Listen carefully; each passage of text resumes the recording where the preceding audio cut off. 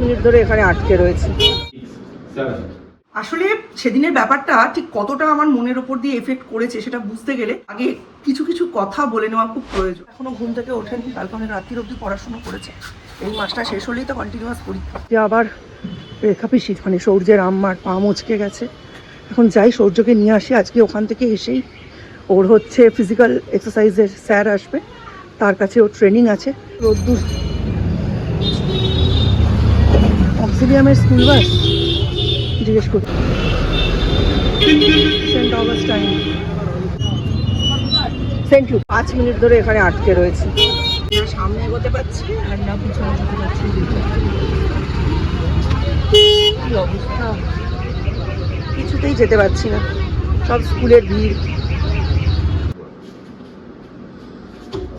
6 7 8 9 10 left সাইডে hold চলে গেল। 5 6 7 8 9 10 চেঞ্জ সাইড হোল্ড। বড় বড় আস্তে আস্তে বড় বড়। 2 3 4 5 6 1 2 3 আওয়া করতে হয়। 4 5 করো। 6 7 7 8। এদিকে মিস্টার বিশ্বাস খেয়ে যাবেন ডাল ভাত আর মাছ ভাজা, সেই জন্য আমি মাছটা যেগুলো মাখাচ্ছি। সকালেই এত ঝামেলা হয়ে গেল, ঘুরতে যাওয়া বেড়াতে যাওয়া এইসব নিয়ে। কিছুই বলে না গো, শুধু শুনছি মাথা গরম হয়ে যায়। এদিকে আমি খেয়ালি পোলাও রেঁধে রেঁধে ঘি কম পড়ে যাচ্ছে। অদ্ভুত এক লোক। 1 কিলো পটল 1 কিলো ঝিঙে। সকলেই জানো সূর্য একজন ফিটনেস এক্সপার্টের কাছে ও প্র্যাকটিস করে, হোম প্র্যাকটিস। যদিও সূর্যর বয়স কম, ম্যাচুরিটি কম, তবে সূর্য আজকে খুব খুব খারাপ প্র্যাকটিস করেছে। বিদ্যুমাত্র ওর করার ইচ্ছে নেই, শরীরটা খারাপ আমি মানছি, ওই জন্যই মঙ্গলবারের ক্লাসটা অফ দিয়ে আজকে করানো হয়েছে। আজকাল পরপর 2 দিন করাবে। স্যার 1 ঘন্টার জায়গায় 2 ঘন্টা সময় দিয়েছে। স্যারের তরফ থেকে পেশেন্সের কোনো ত্রুটি নেই, পড়ানোর কোনো ত্রুটি নেই। কিন্তু আমারই নিজের ছেলে একদম সিনসিয়ার না। ওর বয়সী অন্য বাচ্চারা অনেক সিনসিয়ার এইসব ক্ষেত্রে অ্যাটলিস্ট। তবে সূর্য আজকে যেটা করেছে সেটার জন্য সূর্যর পানিশমেন্ট ডিজার্ভ করে। ওখানে বসেছিলাম, এই হচ্ছে টেবিলের অবস্থা। এখন কিচ্ছু ঠিকঠাক নেই। চিকেনটা করবো, চিকেন নিয়ে এসেছে, এই যে চিকেন এরম অবস্থাতেই রয়েছে। দেখা যাক কিরম পিস পেলো। 2বার বমি করেছে, 2বার তো একবার বমি করেছে। শরীরটা মানে একটু ঠিক সারছে না। কালকেও স্কুলে পাঠাবো না, একেবারে মানডে থেকে পাঠাবো। মন মেজাজ খারাপ, ছেলে কিছু খাচ্ছে না। এই একটু আগে একটু ঘি দিয়ে চটকে ভাত খাইয়ে দিলাম আর মাছ ভাজা দিয়ে। এবার খালি ওয়াক উঠছে, এই যে শুইয়ে রেখেছি। দাদার সাথে বাজারে গিয়ে জেডএক্সের সিরাপটা নিয়ে এসছে। এটা এখন 2-3 দিন খাওয়াবো। হ্যাঁ 3 দিন খাওয়াই, 3 থেকে 5 দিনের মধ্যেই আশা করি 2টো ডোজেই কাশিটা সারবে। এটা ড্রাই কাফ অ্যাকচুয়ালি, তো সেটার জন্যই এনেছি ড্রাই কাফ সিরাপ। জেডএক্সের ব্র্যান্ডটা খুব ভালো, এদের সবকটা সিরাপই খুব ভালো। ওর তো এখন অ্যান্টিবায়োটিক নেই, জ্বরও আর আসছে না, শুধু কাশিটা রয়ে গেছে।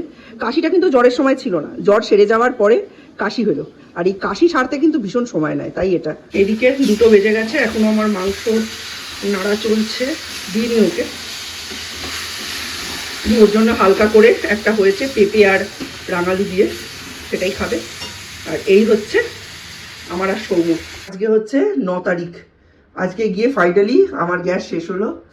আমার গ্যাস লাগানো হয়েছিল হচ্ছে মার্চের 5 তারিখে, সেটা গিয়ে আজকে শেষ হলো। 32 33 34 35 36 দিন চললো। বাপরে, ইন্ডাকশনে আমার বেড়েছে 10 দিন। তাও ইন্ডাকশন এসেছে আমার অনেক পরে, 17 তারিখে আমার ইন্ডাকশন এসছে, তাতেই 10 দিন বেড়ে গেছে। 4টায় শুয়ে সূর্য উঠলো 8:30টার সময়। এত ঘুম পেয়েছে, আজকে ড্রয়িং স্যার এসেছে, ড্রয়িং স্যারের কাছে ড্রয়িং করতে বসে ও ঘুমিয়ে পড়ছে।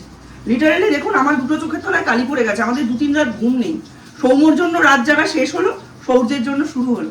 এত শরীর খারাপ হয়েছিল সূর্যের, আমরা কোনো রাত ভালো করে ঘুমোতে পারিনি। এখন আমি রান্না করে এসেছি, রাত্রিরে সেরকম কিছু রাঁধবো না। সকালে তো প্রচুর কিছু রেঁধেছি, কিন্তু সব শেষ। এখন মাছের ঝোল আর সিদ্ধ আলু ভাজা রাখবো। সিদ্ধ আলু ভাজা কি করে জানেন? এরম আলুগুলোকে ফালি ফালি করে কেটে হালকা নুন জলে একটু ভাপিয়ে প্রচন্ড গরম তেলে, প্রায় একেবারে না তেলের মতো তেল দিয়ে ভাজা করে তার মধ্যে গোলমরিচের গুঁড়ো ছিটিয়ে দেওয়া, খুব ভালো টেস্ট হয়। আর বয়স্ক লোক আর বাচ্চাদের জন্য তো খুবই ভালো। আমরা এটাকেই করতাম আমার বাপের বাড়িতে, চৌকো চৌকো করে কেটে, ওটাকে আলু মরিচ বলতাম। আর এই রান্নাবান্না করে আমি সূর্যকে পড়াতে বসাবো। 4 দিন ওর পড়াশোনার সঙ্গে সম্পর্ক নেই, স্কুলে গেছিল আজকে, বেশ কিছু জিনিস করিয়েছে, সেই জিনিসগুলো একটু রিভিশন না দেওয়ালেই নয়। আচ্ছা আগে ওকে একটু বসিয়ে রেখে আমি রান্নাটা করি। ওর একটা দুটো কাজ আছে হোমওয়ার্কের, সেগুলো নিজেই করতে পারবে। তো আজকে আমার গ্যাস শেষ হয়ে গেছে, কিন্তু আজকে গ্যাস বুকিং করা গেছে আর মেসেজও ঢুকে গেছে। এই যে ইন্ডাকশানে বসিয়ে দিয়েছি এখন গরম জল, এটার মধ্যে এখন খিচুড়ি বানাবো। আজকে আমার খিচুড়ি বানানোর মন হয়েছে, তো আজকে খিচুড়ি করব। তার সাথে কি করব বলছি ক্যামেরার সামনে এসে। আজকে সকাল থেকে রান্নাবান্না একদম আমার মন নেই, একটুও ইচ্ছে করছিল না। কোনো রকমে মাংস ভাত রান্না করেছি, করে মিস্টার বিশ্বাসের জন্য রেখে দিয়েছি, আর আমি সৌম্য খেয়েছি। সৌর্য দুপুরে খেয়েছে ঘি ভাত, অল্প একটু নুন আর আলু ভাজা বলছি, মাছ ভাজা। ও সন্ধ্যেবেলা ঘুম থেকে উঠেছে, সন্ধ্যেবেলা না বিকেলবেলা, কাশির ওষুধটা খেয়েছে, তো একটু ড্রাউজি আছে, তাড়াতাড়ি ঘুমিয়ে পড়ছে। তো তখন ওকে এক লেগ পিসটা দিয়ে 1 মুঠো মতো ভাত খাইয়েছি। তো এখন একটু দেরিতে হলেও ওর কোনো অসুবিধা নেই। তারপর ওই বিস্কফ বলে দ্বীপ একটা বিস্কিট এনেছে, এই যে খেয়ে ফেলেছি। এই যে বিস্কফ বলে একটা বিস্কিট এনেছে, এটা জার্মানির বা ডেনমার্কের বিস্কিট, সেখানে পাওয়া যাচ্ছিল, তো দ্বীপ এটা নিয়ে এসেছে। এটা আমরা প্রত্যেকেই খেলাম, 4 জনের 4টে এনেছিল। এক একটা প্যাকেটের মধ্যে 4টে করে থাকছে, 10 টাকা করে দাম, ভালো খেতে। তো এটা ইন্ডিয়ান মার্কেটের জন্য তৈরি। তো খেয়ে দিয়ে বলছে মা একটু আলুর দম আর তার সাথে হচ্ছে পাঁপড় ভাজা আর খিচুড়ি করো। বৃষ্টি ভিজে ভিজে ওয়েদার, তো সেটাই করবো, খুব অল্প তেল মশলাতেই করবো, ইন্ডাকশানে করবো। ফার্স্ট ইন্ডাকশানে খিচুড়ি করছি আজকে। সোনার চেয়েও দামি জিনিস, সেটা হচ্ছে এই যে মটরশুঁটি দিয়ে আলু দিয়ে খিচুড়ি হচ্ছে। এটাতে হওয়া সন্দেহ আছে জানেন তো, দেখতে ভাল লাগছে বলে বসালাম, এতটা স্পেস নেই, ঢেলে দিতে হবে।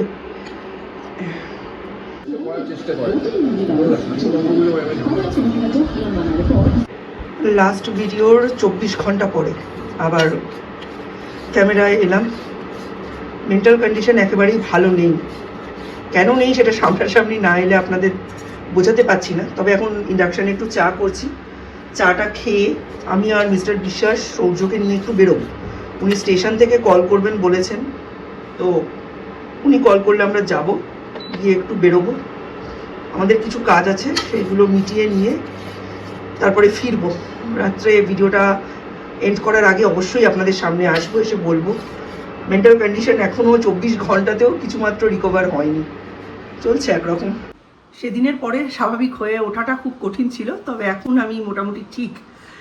আসলে সেদিনের ব্যাপারটা ঠিক কতটা আমার মনের ওপর দিয়ে এফেক্ট করেছে সেটা বুঝতে গেলে আগে কিছু কথা বলে নেওয়া খুব প্রয়োজন। মানে আমার ওই বান্ধবী, ওনার হাজব্যান্ড আগে নেভিতে কাজ করতো, এবং তারপরে সেই কাজের থেকে রিটায়ারমেন্ট নিয়ে উনি অন্য একটি প্রফেশনে জয়েন করেন। আমি প্রফেশনগত ব্যাপারে কেন বললাম সেটা আস্তে আস্তে বুঝতে পারবেন। আমার এই বান্ধবীটির বিয়ে হয় ভাইজাগে, নৈহাটির মেয়ে, ভাইজাগে বিয়ে হয়, সেখানেই ওর সন্তানটা হয়, মানে যে সন্তান দ্বীপের সাথে পড়ে বাচ্চাটা হয়। তো তারপরে ওরা বম্বে থাকাকালীন রিটায়ারমেন্ট করে এবং নৈহাটিতে চলে আসে, এখান থেকে ডেলি প্যাসেঞ্জারি করে জব করতো। আমরা ওকে চিরকাল মেয়ে হিসাবেই দেখেছি। মানে ও কিন্তু বিয়ের পরও আমরা যেরকম খুব প্রাউডলি, খুব শাঁখা পলা সিঁদুর আলতা এসবের উপর জোর দিই, ও কিন্তু কোনোদিনও এসব দেয়নি। এবং ওর শ্বশুরবাড়ি ওর হাজব্যান্ডের পক্ষ থেকে কোনোদিনও সেরকম কোনো বাধা নিষেধ ছিল না যে তোমাকে এটা পড়তেই হবে, এটা জোরের ব্যাপার, এটা তোমায় ফলো করতেই হবে। নেভির এবং আর্মিতে বা এয়ারফোর্সে বা বিএসএফে যারা আছেন বা যারা নেই তারাও জানবেন, ওরা কিন্তু প্রত্যেকটা ওমেনকে ভীষণ রেসপেক্ট করে। সেটা নিজের স্ত্রী হতে পারে, অন্যের স্ত্রী হতে পারে, খুব রেসপেক্ট করে। তো এই রেসপেক্টের জায়গা থেকে দুজনের মধ্যে প্রেম ছিল প্রবল। আমাদের যেমন কাছাকাছি থাকি, সর্বক্ষণ ঝগড়া করছি, ঝাঁঝামেচি করছি, আমরা ওদের মধ্যে কোনোদিন ঝগড়া দেখিনি। ওরা দুজনে খুব নিটলি একটা কোয়ালিটি টাইম, একটা লাভ টাইম স্পেন্ড করতো। আমাদের যেমন সবকিছুই সংসারের মধ্যে, সবকিছুই ছেলে মেয়ে ওরিয়েন্টেড, ওদের মধ্যে কিন্তু সেরকম ছিল না। হাজব্যান্ড ওয়াইফ যখন থাকতো তখন husband wife, family time is okay, but family বা ছেলে মেয়ে কখনোই হাজব্যান্ড আর ওর মধ্যখানে ঢোকেনি। এটা হয়, যারা এই আর্মড ফোর্সের মধ্যে আছেন তারা কথাটা রিলেট করতে পারবেন, অন্যদের ক্ষেত্রে রিলেট করাটা একটু অসুবিধা। ও নিজেও মনে করতো শাঁখা পলা সিঁদুর আলতা এগুলো দেখিয়ে কিছু প্রমাণ করা যায় না, এবং ও সেই জন্য ওটা মেনটেনও করতো না। সেই নিয়ে ওকে স্কুলে অনেক ট্রোল শুনতে হয়েছে। মানে ওর আগে পিছিয়ে অনেকেই বলেছে একেবারেই কিছু পড়ে না, এটা উচিত না, নিশ্চয়ই কোনো মানে ব্যাপার আছে। যদিও আমরা সকলেই জানি, মানে আমরা যারা ক্লোজ তারা সকলেই জানি সেরকম কোনো ব্যাপার কোনো কালেই ছিল না, ওটা হওয়া পসিবল না। হ্যাঁ, একটু তো ঠেকাতে পারে, এইটা কিভাবে মেনে নেয় ওর ফ্যামিলি, হেন তেন। তো সেই দিন 9th of এপ্রিল উনি চলে গেলেন। তারপরে কাস্টমস প্রচুর হেল্প করেছে, ওনার ট্রিটমেন্টে তো পয়সা করে দিয়েছেই, প্লাস ওনাকে ভাইজ্যাগ থেকে লাস্ট মোমেন্টে 10 তারিখে এখানে আনা, নৈহাটিতে আনা on road is not a matter of joke. তাকে নিয়ে এসেছে, এবং ও যখন এখানে এসেছে এতদিন পর, এতদিন স্ট্রাগলের পর, মানে ওরা গেছে প্রায় 20-25 ফেব্রুয়ারি আর ফিরেছে এত পরে, এতদিনের স্ট্রাগলের পরে বাড়ির লোকগুলোকে দেখে ও আর কন্ট্রোল করতে পারছে না, মানে বিশেষ করে ছেলেকে দেখে। ছেলে তো এখানে ছিল, পরীক্ষা দিচ্ছিল, ও ফ্ল্যাটে একাই। ছেলে প্রচণ্ড স্থিতধী, ম্যাচিওর, সিনসিয়ার, মানে ভালো ভালো যত অ্যাডজেক্টিভস আছে ওর সামনে বসিয়ে দিতে পারে নির্দ্বিধায়। তো প্রচণ্ড কাঁদছে হেন তেন। এবার তারপর যেটা থাকে, কাস্টমসের লোকজন রয়েছে, ওদের তো জানেন কীরকম সব কিছু মানা, সবাইকে আলাদা করে থ্যাঙ্কস জানানো, প্রত্যেকের কাছে ব্যাপারটা বলা, এটাও তো একজন সদ্য বিধবার পক্ষে খুব পেনফুল ব্যাপার। ওরও আত্মীয় স্বজন এসছে, সেন্ট লিউক্সের আমাদের সমস্ত বন্ধু বান্ধবরা সকলেই গেছে, যারা ওর ক্লোজ এবং যারা ঘটনাটা জানে। স্পেসিফিক্যালি অনেকে জানেই না। যাই হোক, এগুলো আমার কোনো ইস্যু ছিল না। আমার সব থেকে খারাপ লেগেছে যে মানুষটাকে অত লম্বা চওড়া আমরা দেখেছি, সেই মানুষটার দিকে তাকানো যাচ্ছে না। সেই মানুষটাকে ভেতর থেকে খেয়ে ফেলেছে পুরো। ওনার 2 বছর আগে ওপেন হার্ট সার্জারি হয়েছিল, স্প্রিন্ট বসানো ছিল, তো 3টে ছিল, সেই জন্য ওনাকে লো ইমিউনিটি রাখার ওষুধ খাওয়ানো হতো প্রত্যেক দিন। এটারই সুযোগ নিয়ে একটা ফাঙ্গাল ইনফেকশন হয়ে যায় এবং তাতেই উনি চলে গেলেন। অত লম্বা চড়া, 6 ফিটের ওপরে হাইট, মানুষটা এইটুকু হয়ে গেছে, পাতলা হয়ে গেছে, ছোট হয়ে গেছে। যে মেয়েটা, ব্যথার জায়গাটা যেখানে যেখানে আমার ধাক্কাটা লেগেছে, যে মেয়েটা জীবনে কোনো দিন শাখা, সিঁদুর, কলা, আলতা এসব পড়েনি, তাকে এত বড় একটা গোল লাল টিপ পরানো হলো, চওড়া করে তাকে সিঁদুর পরানো হলো, তারপর সকলের সামনে সেটা যখন মুছে দিচ্ছে, সেই যে ওর হাহাকার, সেই যে ওর বুক ফাটা আর্তনাদ, এইটা সহ্য করার মতো নয়। আমাদের বন্ধুদের ক্ষেত্রে এটা সহ্য করার মতো অবস্থায় আমরা ছিলাম না। আমাদের যে কি কষ্ট হয়েছে, এবং সব থেকে ফানি, আমরা তারপর বন্ধু বান্ধবরা অনেক আত্মীয় স্বজন রয়েছে, প্রত্যেককে দেখলেই ও সামাজিকতা করতে যাচ্ছে। এতদিন একটা কাজের রাশে ছিল, সেটা তো যায়নি। আমরা আরেক বান্ধবীকে বললাম, ওকে নিয়ে ফ্ল্যাটে যা, ওর জামা কাপড় চেঞ্জ করিয়ে পাখা চালিয়ে ওকে একটু বসা। ট্রেনে করে ভাইজ্যাগ থেকে আসি, তাই আমাদের কত কষ্ট হয়, জার্নিটা কত গায়ে লাগে। সেখানে অন রোড নিজের হাজবেন্ডের মৃতদেহ বুকে করে নিয়ে ও বাড়ি ফিরেছে। যার সাথে হেঁটে বাড়ি ফ্ল্যাট থেকে বেরিয়েছে, তাকে ওইভাবে নিয়ে বাড়ি ফিরেছে। শিশুর মতো সাইজ হয়ে গেছে। ওরাই বলছে যারা গেছিল যে জিনিয়াদি এখন দেখবে না, একটু সাজিয়ে নি, তারপরে দেখো, সহ্য করতে পারবে না। তো ওই যে হাহাকার, ওই যে আর্তনাদ, সিঁদুরটা লাগানোর সঙ্গে সঙ্গে ওই যে আর্তনাদ, ওই যে চিৎকার, আমরা মেনে নিতে পারিনি। আমি স্পেশালি পারিনি, অন্যদের কথা আমি জানি না। এটার কোনো প্রয়োজন ছিল না। যে মানুষটা কোনোদিনই পড়েনি, সেই মানুষটা চলে যাওয়ার পরে এমনিও পড়বে না। ওকে আমরা যেভাবে দেখে অভ্যস্ত, ওকে আমরা সেভাবেই দেখবো। এইসব নিয়ম কে বানায়, কেন বানায়, কেন তাকে ফলো করতে বলা হয়? একটা 45 বছরের মেয়ে, সদ্য বিধবা, তার একটা 12-এর বাচ্চা রয়েছে, এই বয়সে আমার মা মারা গেছে। তাকে এইসব নিয়ম নীতি পালন করার কে মাথার দিব্যি দিয়েছে জানি না। এবং তখনই একজন মহিলা এসে বলছে, না না না, ওরা এখন চান করা যাবে না, ওরা ফিরলে সাদা শাড়ি পরে। ও কোনোদিন শাড়ি পরেই না। ও শাড়ি পরে কখন? স্কুলের রেজাল্টের দিন, স্কুলের মিটিংয়ের দিন, স্কুলে কোনো অনুষ্ঠান হলে সেই সব দিন, এবং সমস্ত রকম সামাজিক অনুষ্ঠানে। ও আমার আইডল। ও এত সুন্দর শাড়ি ক্যারি করে, ওর শাড়ি মানে চয়েস করার স্টাইল, এগুলো সব একটা ব্যাপার। ওর সব শাখা, সিঁদুর, পলা সব লাগে না। ও কমপ্লিট ওম্যান।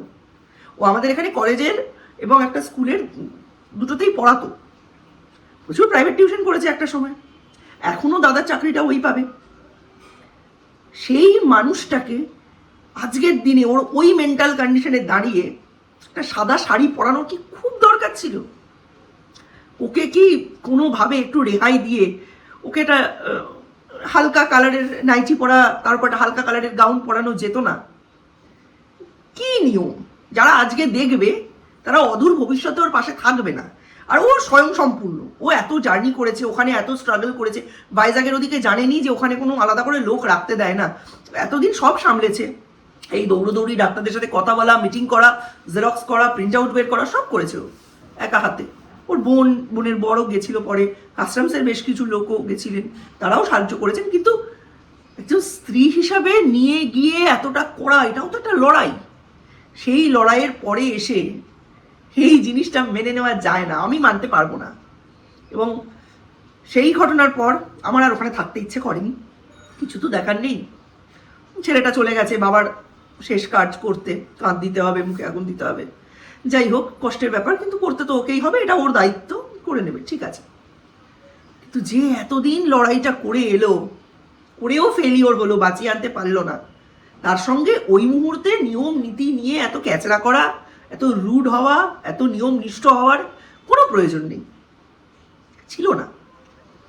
তার বাবা মা বেঁচে, মানে মা দেখছে বড় মেয়ে বিধবা, ভাবা যায়? মা সিঁদুর পড়ে আছে তখনও, সেই মায়েরও আর ইচ্ছে করবে? যাই হোক, আমরা যখন বন্ধুরা মিলে টোটোয় উঠছি, তখন দেখি যারা সব নিয়ম টিয়ম বলছিল, তারা পাশের মিষ্টির দোকানে মিষ্টি আর আইসক্রিম এসব খাচ্ছে, কোল্ড ড্রিঙ্কস খাচ্ছে, এসব খাচ্ছে। This is the reality, harsh reality. এরা নিয়ম দেখাতে এসেছে, এরা মুখ দেখাতে এসেছে, এরা আনন্দ ফুর্তি করতে এসেছে, লোককে জাজ করতে এসেছে। এদের মন থেকে কোনো ব্যথা যন্ত্রণা হয়তো নেই, থাকলে ওই মুহূর্তে ওই সিচুয়েশনে দাঁড়িয়ে একটা 45-46 বছরের মেয়ের বুক ফাটা কান্না আর্তনাদের মধ্যে দাঁড়িয়ে কণাগুলো মুখ থেকে নেমে গলা দিয়ে যেত না পেটে। এইটা আমি মেনে নিতে পারিনি, এটা মানিয়ে নিতে আমার 48 ঘন্টা টাইম লাগলো আপনাদের সামনে বসে বলতে। যাই হোক, বুঝতেই পেরেছেন মনের কন্ডিশনটা, অনেক কথা ছিল, বলতে পারলাম না, বলা উচিত হবে না, সব কিছু সোশ্যাল মিডিয়া এভাবে দিতে পারবো না, তবে আমার কেন আমি বলতে পারিনি সেই কারণটা আজকে আপনাদের জানালাম। নতুন ব্লগে আবার আপনাদের সঙ্গে দেখা হবে, ততক্ষণের জন্য টাটা, বাই বাই, খুব ভালো থাকবেন।